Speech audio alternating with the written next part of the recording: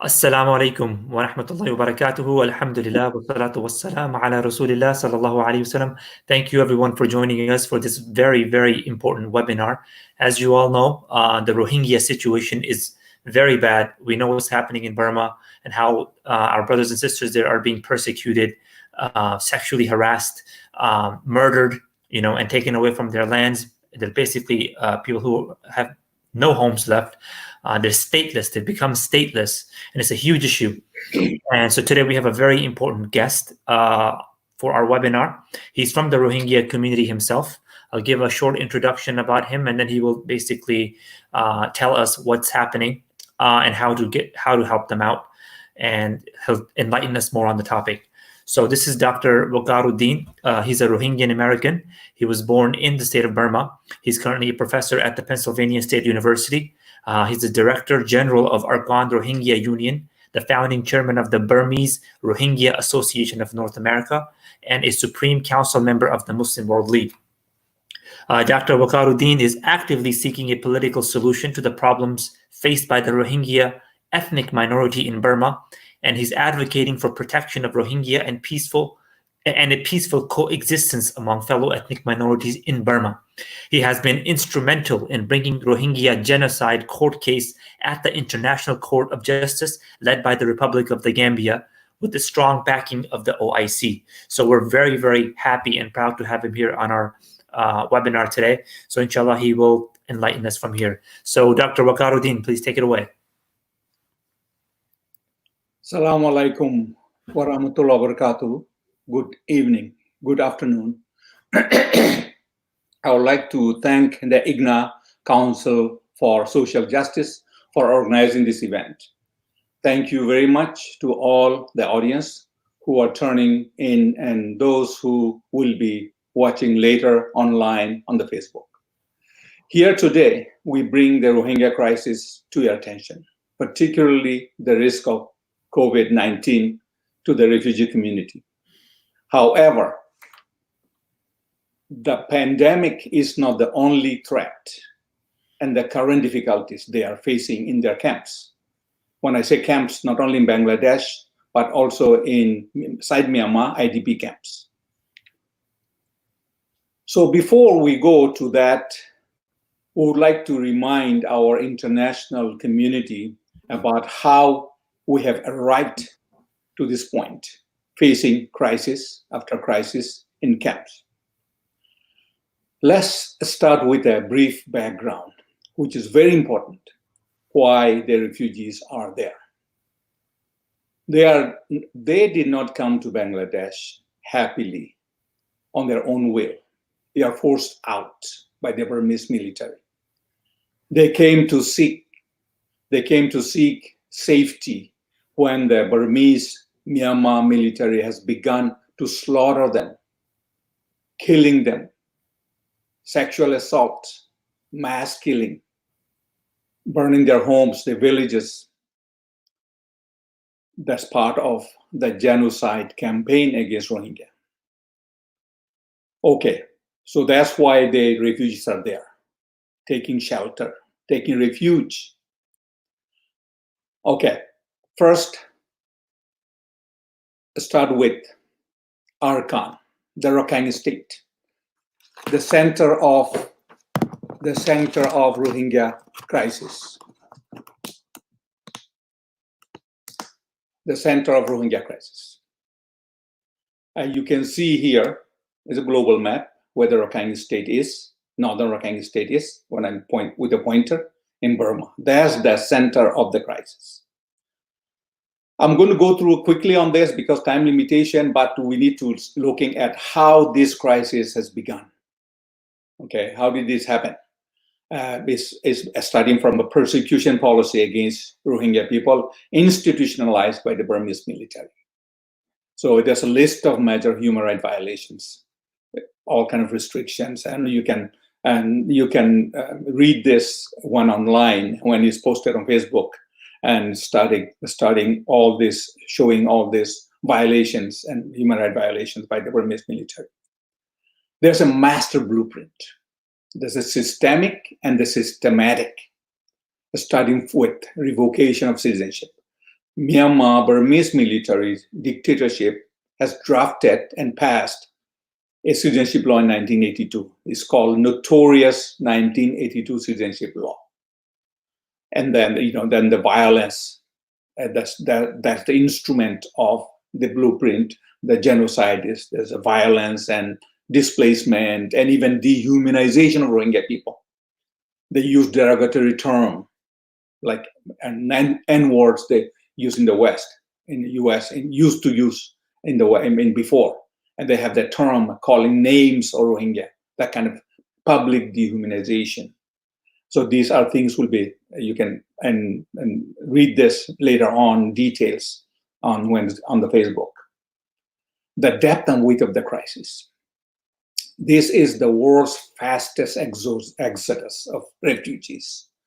Imagine over 750,000 people moving from Myanmar to Bangladesh across the border to take safety in a matter of 2 weeks, less than 2 weeks.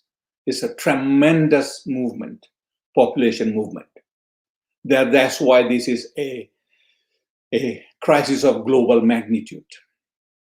This is so serious issue, this genocide, this human rights violations, killing, mass killing, rapes. The case went to International Court of Justice. It's a global impact, it became a global issue.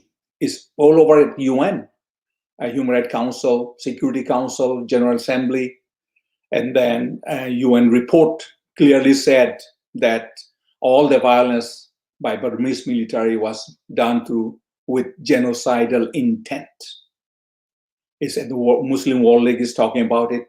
European Union, OIC, Council of Foreign Ministers, every year we have OIC, Council of Foreign Ministers. There's Rohingya issues brought up and address the issue. European parliaments, ASEAN members, whether ASEAN is pro or anti-Rohingya, doesn't matter. The member countries is debating that. And other several countries, US State Department, Congress, Canadian Parliament, you name it. So let's start with Rohingya. Myanmar government says there's no Rohingya in Burma. There's no problem because these people are not here, Rohingya. They're rejecting outright the term Rohingya, the ethnic identity of Rohingya. I don't want to pretend like I'm a historian, but I want to tell you this simply, the audience. There's a literature.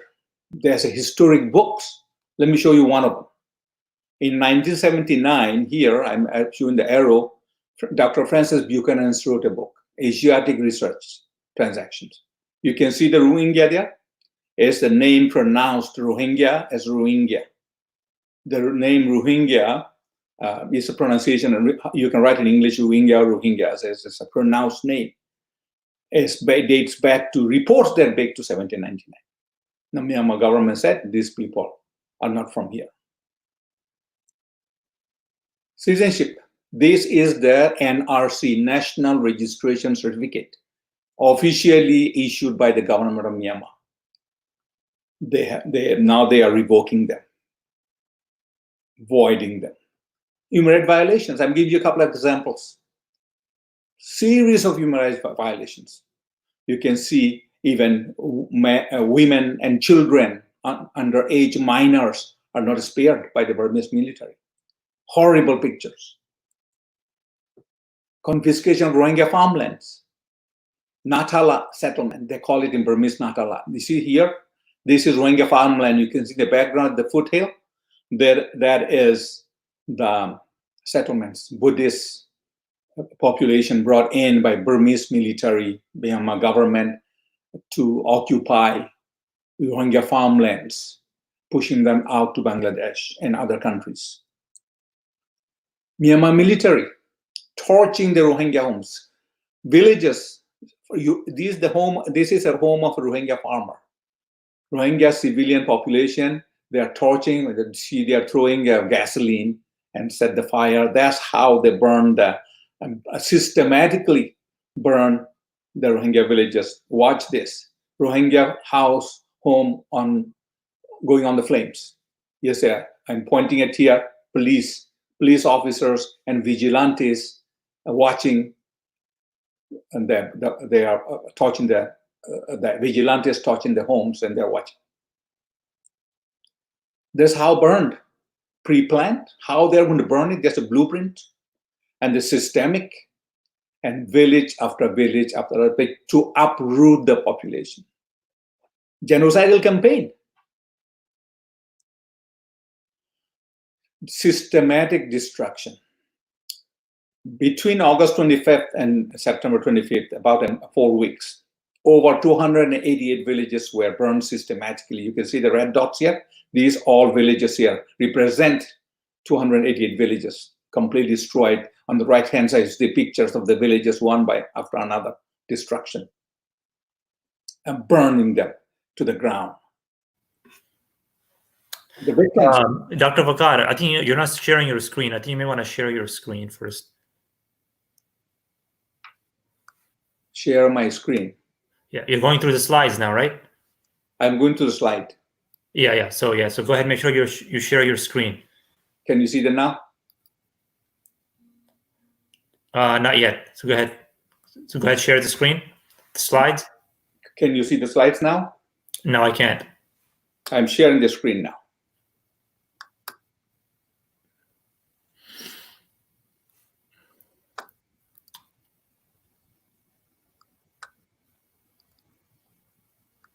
Okay, we're just waiting for Dr. Wakar to share his screen so we can go through the slides.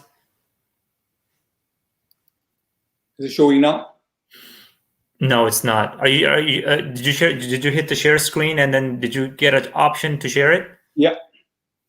Okay, let me go back here.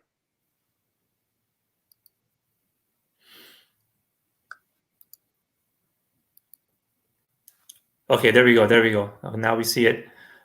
Okay, I have to step back a minute then because of the previous slides. Yeah, there we go. Okay, now we see it. Go ahead. Yep. Okay, so I'm going to share that again. So human rights violations, the history book here. I talk about it. Rohingya is there, has been there, and Francis Buchanan has written that in the literature. Rohingya, while Myanmar government said there's no Rohingya. And it's a global issue now. Military systematic revocation of citizenship to atrocities, demonization, and then this is the global map showing where the Rakhine State is, where Burma is, and then how we got here, to this point. Citizenship, Rohingya citizenship holding the NRC card that was confiscated by Myanmar government, voided them. Major human rights violations, even women and children not spared. Confiscation of Rohingya lands and settlement of Buddhist communities from other parts of the country brought that in on settlement in Rohingya lands. Myanmar military torching homes, villages, pouring gasoline and torching homes. Police watching with vigilantes set the fire, Rohingya home. A systematic destruction of villages, pre-planned up to uproot the population. And you can see in this slide, in 1 month period, 4 weeks, nearly 300 people have been burned to the ground by the Myanmar military systematically to uproot the population. And people here, victims left the villages watching from the distance, burning their homes, watching the total obliteration. The military campaign against Rohingya civilian population. Look at this, the desperate situation in search of safety. There's nowhere to go, water around them. This is part of 750,000 people moving. This is out of desperation, they're looking for safety to go somewhere. So eventually Bangladesh is the border, so they have to go to Bangladesh. Some of them made through the vessels, watching their villages going to smoke. Some of them were not lucky to find vessels, so they have to go through terrains, forest, wooded lands on foot, crossing waters. Look at here, one father trying to save his child. So that's how they arrived in Bangladesh, escaping the violence by military. Now, there's the background, quick background. I will be talking about refugee camps in Bangladesh and also IDP camps, that is in Burma. It's Myanmar, in Rakhine State, Arakan, the homeland of Rohingya. This is here, the center of Rohingya crisis. The red box, I'll show you in a detail, is Rohingya camps, the area in Bangladesh. And the yellow box is here in Rakhine State, IDP camps, stick to a yellow box. So let's look at details at the Rohingya camps, refugee camps in Bangladesh. I show you in the red box. As of May 7th, COVID-19 case in locality outside the camp. Okay, so according to the ground, information on the ground. There's a community called Ukia in Bangladesh. Community in Ukia in Bangladesh. And there's one case was reported on May 7th. And there's another place called Teknaf, which is farther south. There's 2 cases reported. Ukia community, Bangladesh community, is about 1.8 miles from Balukhali Rohingya camp. So how close it is, 3 kilometers, 1.8 miles. So first report there. So they are in major risk right now, because also there's a road here you can see, transportation road.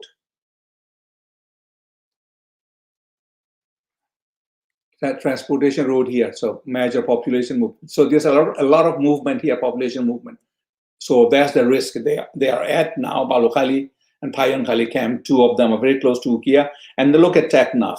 There's 2 cases were there. It's about little over 4 miles away from Jadimura camp, Nayapara camp, and Leda camps. These refugee communities are also major risk, because there's already reported 2 cases in Teknaf. So there's a high major concern about this. These camps I showed you, one of the camps in Kutupalan camp, world's most crowded, overcrowded refugee camps in the world. With the computation of the square miles of the refugee camp, how it's spread out, it is 40, with the population number, it's computed at 40,000 people per square kilometer. That's how dense it is, how dense is the crowd is. There are major sanitation issues, drinking water problems, and now summertime there, high heat and drought, scarcity of water, and additionally, social distancing has been a problem because lack of awareness and practicality inside the camp. I'll show you that in a minute. This is how refugee camps look like from aerial view, how dense it is, how concentrated it is. This is where it is 40,000 people per square kilometer. Heavy density, very high risk place for COVID-19. And when people go out for open ground prayer and service like this, that's how you see the population, how crowded it is. And imagine God forbid, any case developing in the COVID case developing in the refugee camps, how it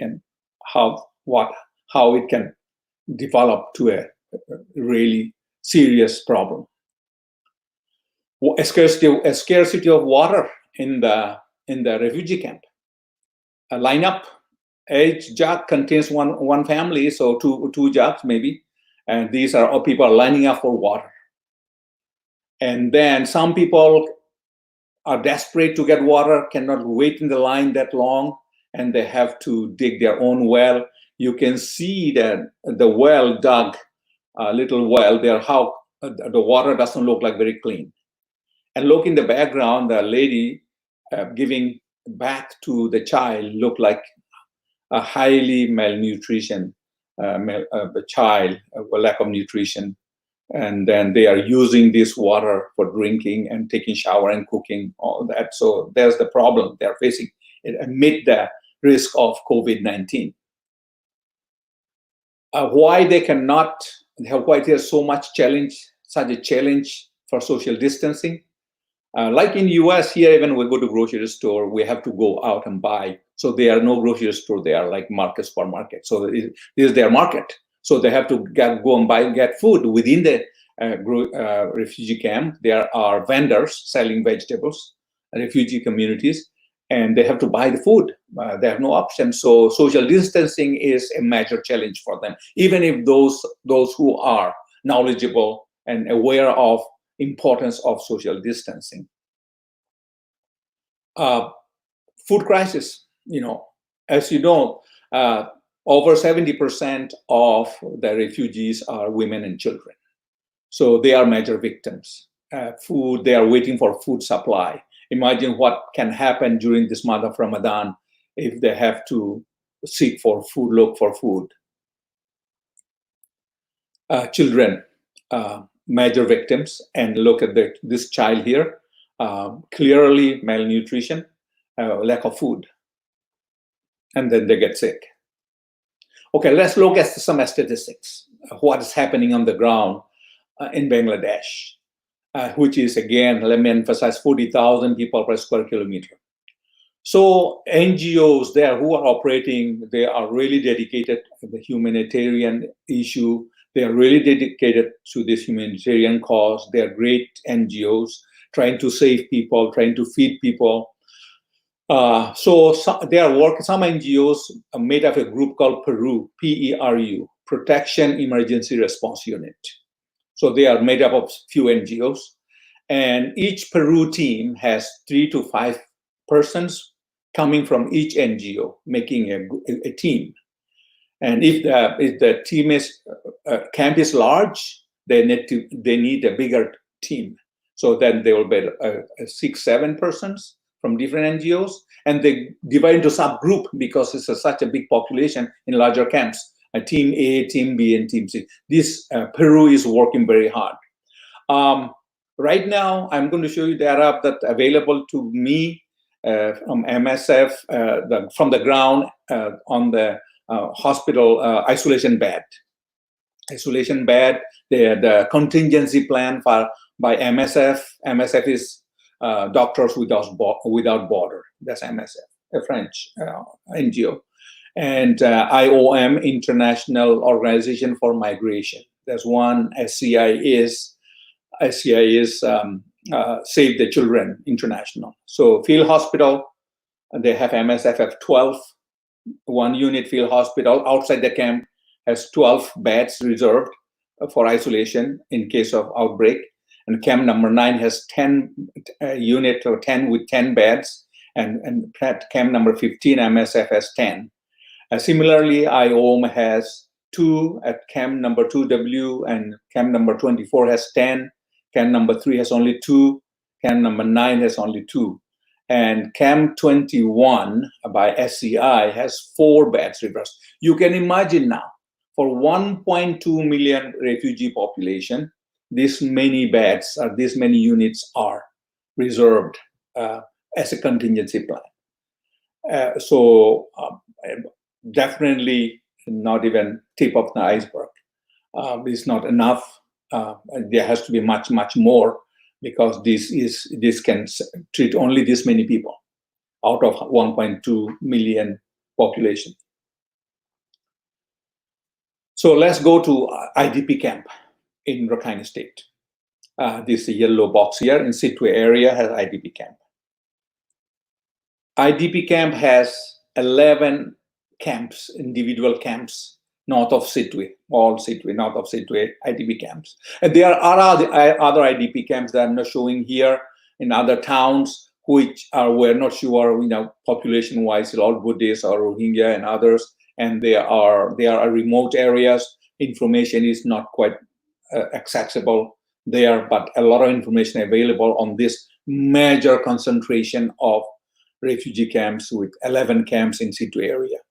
These here names here, how this refugee camp, why these refugee camps are so concentrated with 11 camps, because Myanmar government and military and vigilantes and militia has driven during the violence. They have killed them, pushed them out from their villages, driven out from this many townships and locations here. Okay, about 11 locations.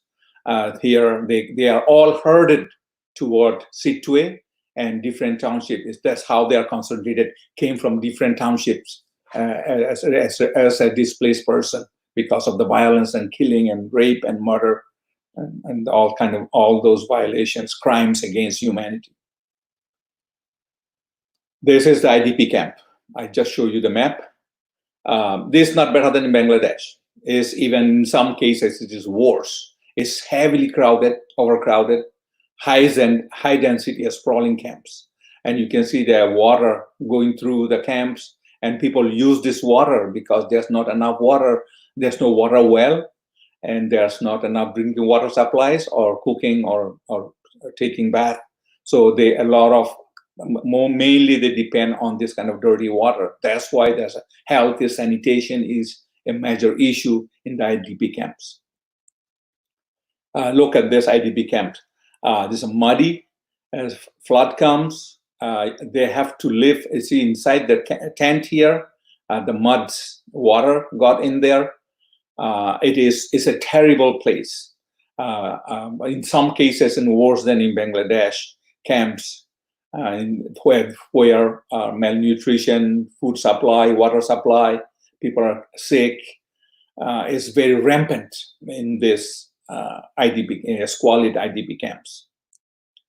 Is a perfect example of malnutrition and disease and illness because of shortage of food, shortage of food and medicine, and drinking water, because of water bottle has to be used because you saw the water coming from the stream, how dirty that is. So in Rakhine State, there are a lot of NGOs. It's not quite a bit of them. These are the NGOs I listed, from UNHCR, UNICEF, Red Cross to even Norwegian and society and activities, communication affiliates. So the whole bunch of them there. There's a problem. The problem is, although they are there, they cannot. They are not active. Most of them are not active, particularly now because of the COVID. They are not operational because of their safety for some other reasons. So there are very limited number of NGOs are working on the ground. So I'm going to bring some issues with this situation there. What is happening? The shortage of food, medicine, water, and then COVID prevention program is lacking. That would come in my last slide. What needs to be done there? Lacking support from the NGOs or international community. Myanmar government giving access to all areas or not, and so it's a whole range of issue that I will bring up in a minute. So first let's go to Bangladesh, refugee camps, bringing the issues. What are the key issues? How do we address that? Of course, you saw the statistics there, isolation units and number of beds for 1.2 million, over 1.2 million people. So that needs to be increased, dramatic increase for contingency plan, as part of the contingency plan. Increase their stockpile of medical supplies. In case of outbreak, do they have enough ventilators? Do they have enough medicine for treatment? And so enough physicians or health workers. So that must be increased or stockpile. International community need to support those NGOs working on the ground. They need tremendous support. You see how much they are doing now. They are not enough because they need more support. So all the donors, international donors, big donors, and small donors need to provide tremendous financial support to those NGOs on the ground that are operating right now. That will be a very important issue. Safety education, prevention education for the refugees has to be done through online education for refugees to how to sanitation, how to prevent themselves from possible infection. And then their food supplies. They need good food supplies so the malnutrition not be a problem, health issues not a problem. And if in the month of Ramadan, even it's more important that they have enough food to fast.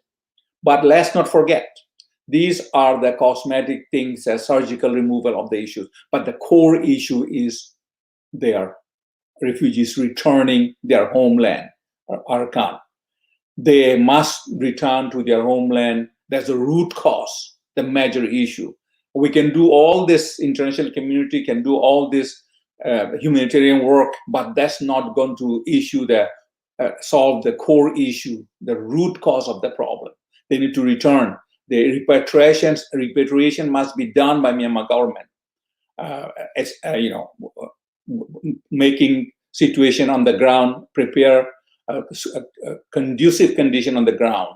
They are safe, voluntary, and dignified return with all the rights, citizenship rights, human rights, all the rights to their homeland. That's a must, can be done. So these refugee issues, there's humanitarian issues, COVID issues, and then there are political issues that they need. They are genocide. They are going through genocide, facing genocide, and the genocide has to stop, and then it can go back.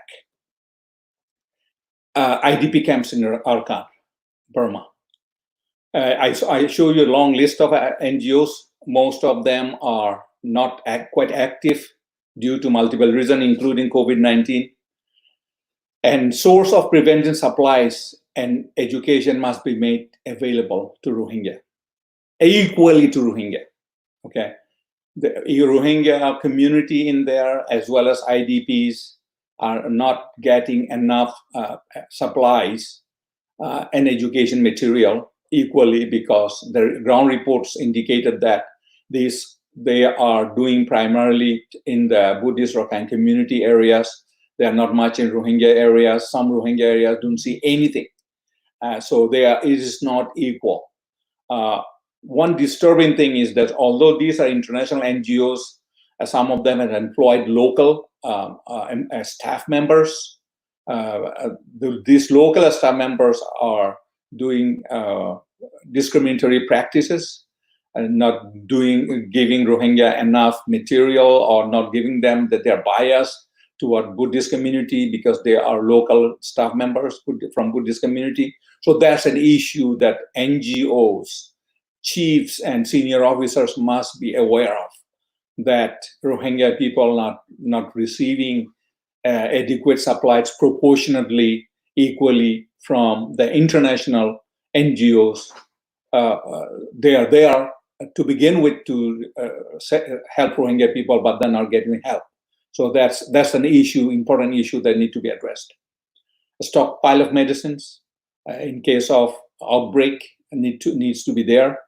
Even they don't have preventive material, sanitation material, they are not there. Then how can they have a stockpile of medicine and ventilators and other things? So it must be increased. It must be a stockpile, has to be a fairly good, adequate size.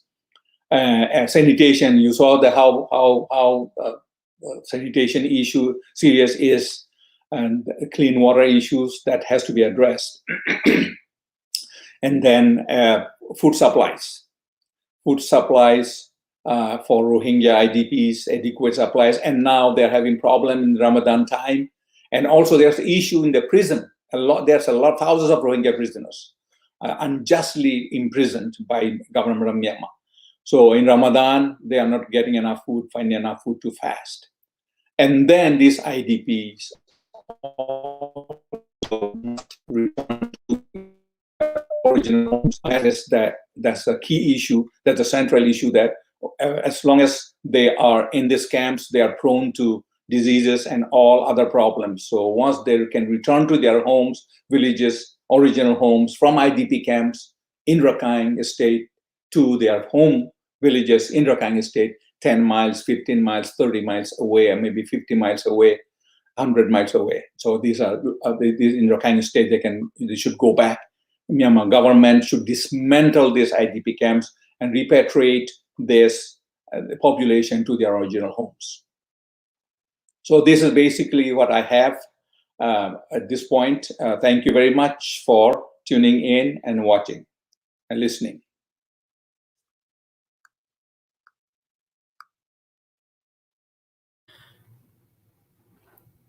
Thank you, Dr. Wakar. So now, if anyone has any questions or anything like that, they can ask in the comment section, and we can basically, Dr. Wakar can answer it. I'm just gonna stop sharing the screen here. Okay. So if anyone has anything, please let us know. Otherwise, we will end the session, inshallah. Again, thank you so much, Dr. Wakar, for coming along and doing this important seminar. And hopefully, we hope that everyone learned something and that they can share it. Please share it with your friends and family, and let us know if what other type of webinars we can do as well, inshallah. So if anyone has any questions, you can ask in the comment section, and Dr. Wakar Uddin can answer it. I'm ready here. If there's any question. Yeah. Write your question in the comment section. Yeah. There was one question someone asked. He was from the Rohingya. He was asking that the Rohingyas, they would just want to go back to their land, and they don't want to be in refugee camps anymore. And that's what they want, basically. They want justice. Yes, Rohingya, you see, when Myanmar government signed agreement with Bangladesh government in late 2017, after refugee crisis, they have signed agreement that says dignified and voluntary return to their original homes, okay, villages. That will require Myanmar government prepare their villages to be able to return go. Instead, what they did, they went and built a huge camp, another like IDP camp, huge camp to accommodate 30,000 people first. So basically moving from one camp in Bangladesh to another camp in Burma. But on the other hand, they signed that people will go to original villages. So Myanmar government need to make conducive condition on the ground in villages, so the villagers can go back to the original villages. 1992, there was a repatriation, refugee crisis. There was no camps. Myanmar government repatriated from Bangladesh to those refugees to their original homes and villages. So now they are not preparing the ground. They are not preparation on the ground. So refugees said, we cannot go. Refugees said, we will go back to our original homes with all our rights, our security, and we will go back to our own villages. That's what the refugees communities are demanding Myanmar government.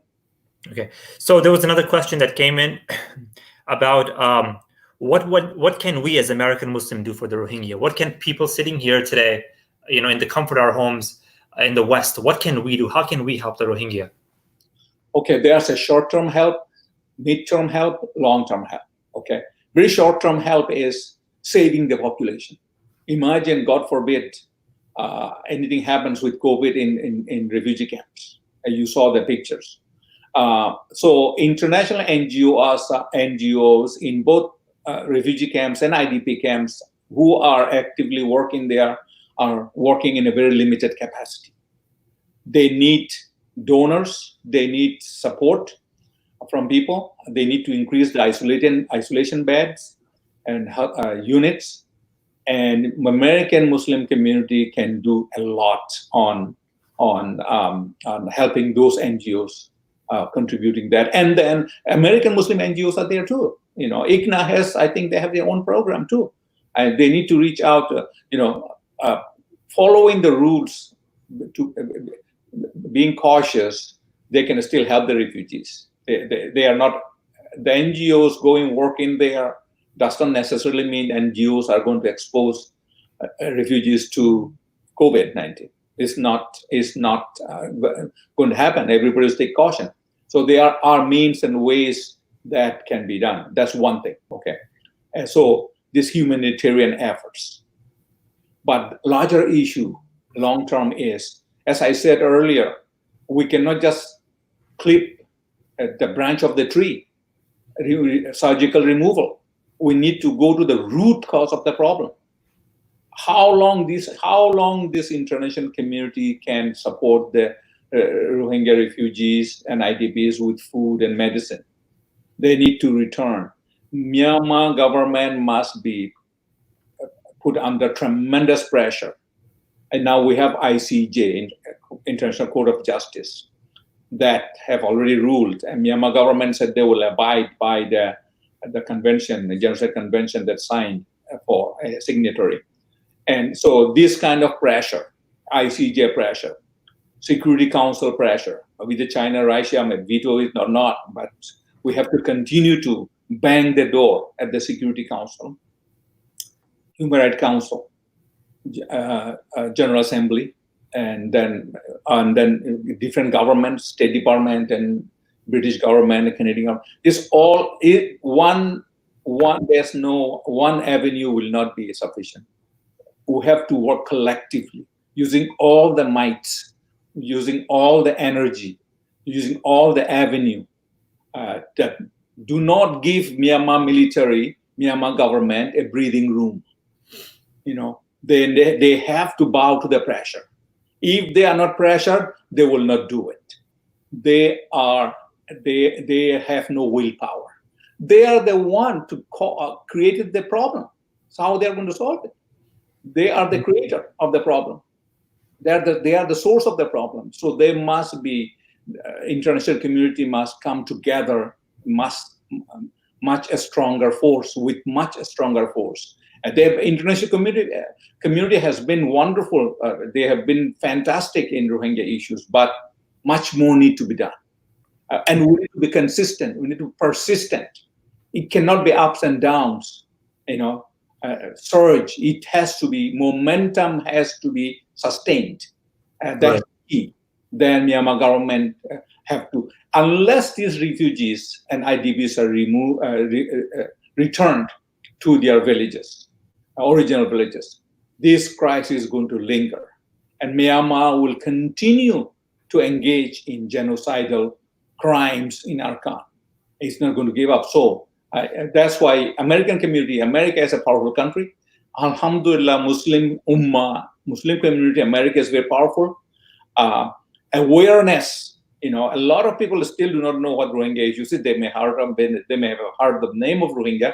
So public awareness beyond American Muslim community, interfaith, engagement. There's a lot of interfaith communities are supporting Rohingya cause, and we need to educate people. We need to bring this issue to your neighbors, to your co-workers, your workplace, wherever your community is. Then we need to come together. It should go beyond Muslim community, and of course, Muslim community is very powerful. Alhamdulillah, I think there's a light at the end of the tunnel, light at the end of the tunnel, and we need to figure out how to get there. Okay, so there's one more question that came in. Before I do that, so those of you who are watching on our website, icnacsj.org/live, if you want to ask questions, you have to go to the YouTube to watch it. So if you click on the title of the video, it'll bring up the YouTube video. And from the YouTube, you can ask questions. So in order to ask questions, you have to be watching it either on our Facebook page, facebook.com/ICNA, or you have to watch it from our YouTube page directly.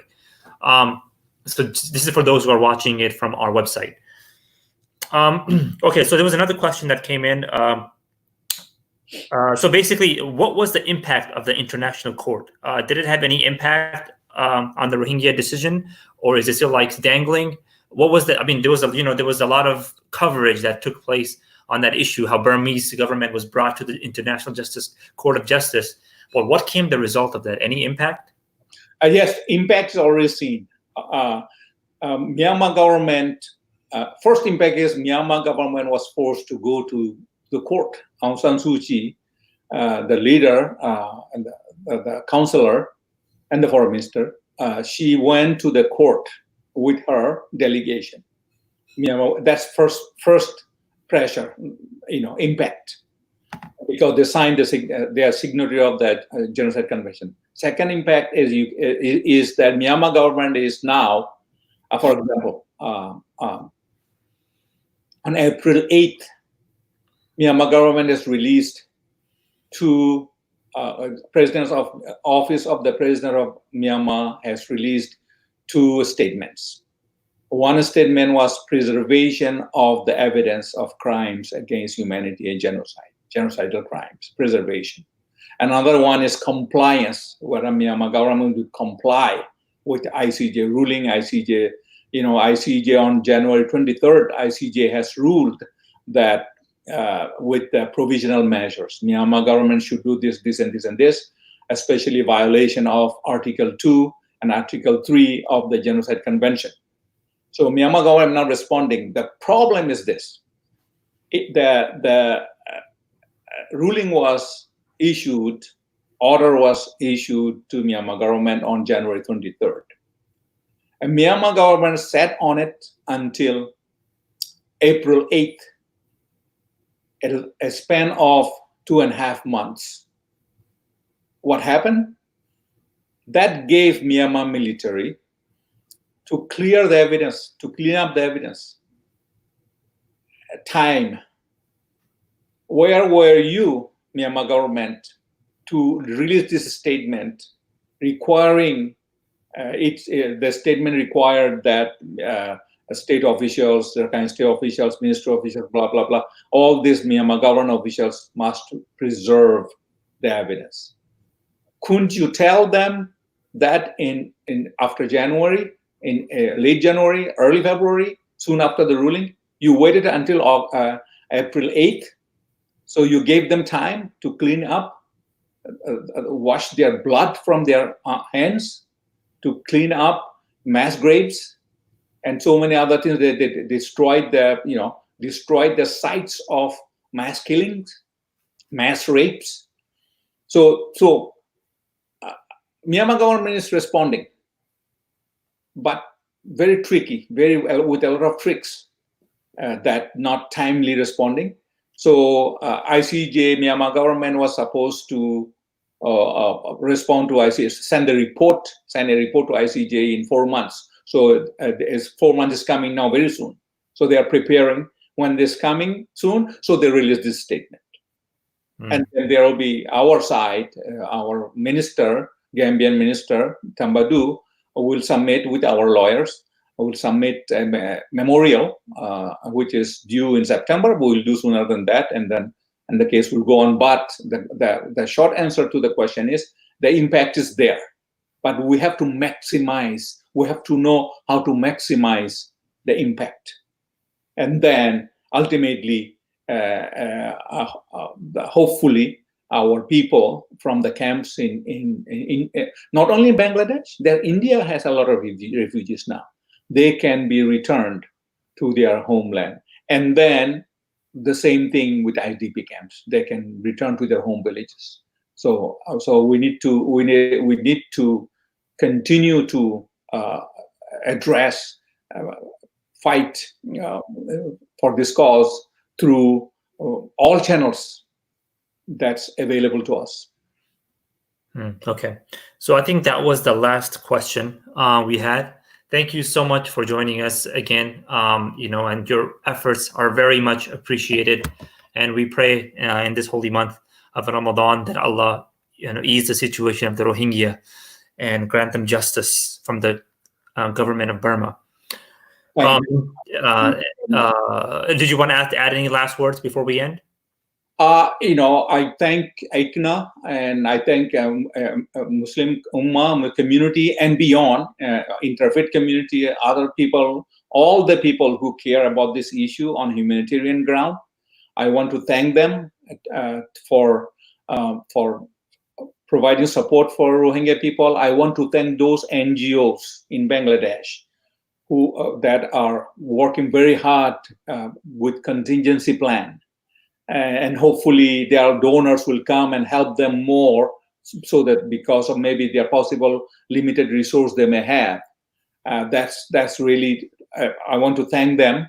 I want to ask also the NGO chiefs of senior officials of NGOs in Rakhine State that the local staff members stop. They have to address this issue, stop the discriminatory practices of supplying materials, humanitarian supplies given to Rohingya and the local Buddhists, to be proportionately distributing it to equally give the supplies. And that NGO, I urge, I appeal to the heads of the NGOs that are on the ground on Rakhine State. That's very important because situation seems to be much more serious in Rakhine State on the IDP camps comparing in Bangladesh. It's not to say Bangladesh as camps do not have a problem. They have full of their own problems, but IDP camps have tremendous issues that needs to be addressed. Okay.